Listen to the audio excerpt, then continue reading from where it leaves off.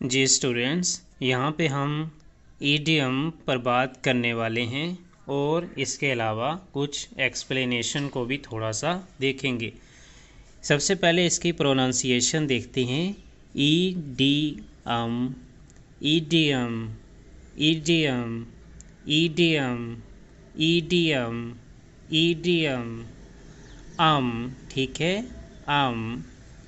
Idiom, idiom, idiom, idiom ये नहीं होगा, ईडियम ये भी नहीं होगा, ईडियम, ईडियम, ईडियम, ईडियम। ठीक है। A group of words whose meaning must be known as a whole. A group of words whose meaning must be known as a whole. आपको सारा ऐसे अल्फाज का मजमूआ जिसका आपको सारा मतलब पता होना ज़रूरी है ताकि आप उनको जान सकें। For it cannot be learned from the meaning of these same words used separately. अकेला अकेला अगर आप पढ़ेंगे तो आपको मीनिंग समझ नहीं आएगा। To go back on, for example, doesn't mean to move backward into onto, यानी to go back on का मतलब ये नहीं कि पीछे जाओ। To betray or fail, यानी कि हारना, इसका मतलब है हारना। टू गो बैक ऑन का मतलब ये नहीं कि पीछे जाना, बल्कि इसका मतलब है टू बैटरे और फेल, कि हारना या अगर आप से कोई मुंह मोड़ता है। तो इडियम जो है वो हम यूज़ करते हैं किसी चीज़ को एक्सप्लेन करने के लिए डिफरेंट वर्ड्स को इस्तेमाल करके।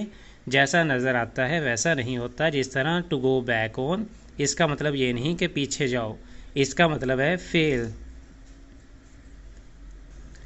अब यहाँ पे देखें, the language used by the people of a certain region, group, class etcetera.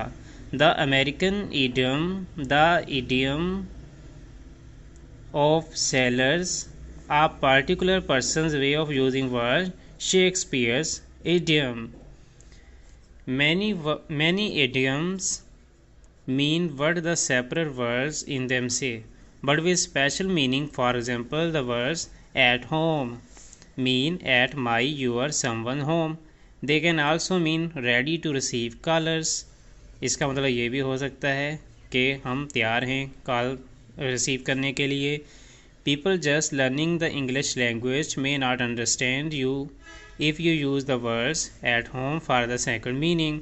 इसलिए किसी को क्या पता कि आप क्या बात कर रहे हैं, इसलिए आप कुछ सेंटेंसेस में ऐसे अल्फाज को इस्तेमाल करते हैं उनको प्रोफेशनल बनाने के लिए। लेकिन जो इंग्लिश ज़्यादा नहीं समझता उसे कैसे पता होगा कि एट होम का मतलब है कि आप ready to receive callers. A good dictionary not only has to explain words, it should also explain idioms. Otherwise, people who understand only the words would never find the meaning of the special word combinations. तो special meaning उनको पता नहीं चलेगा idioms का।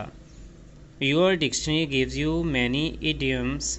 They are listed with the entry of the keyword, which idiom is clearly defined. If there are special reasons for using one idiom rather than another, examples are given in italic to show which idiom you should use for your purpose. अभी यहाँ पे वो page 37 पे वापस लेके जाना चाहता है। To put into writing, do not try to remember it, write it down. To write in full, the reporter wrote out his notes of the meaning.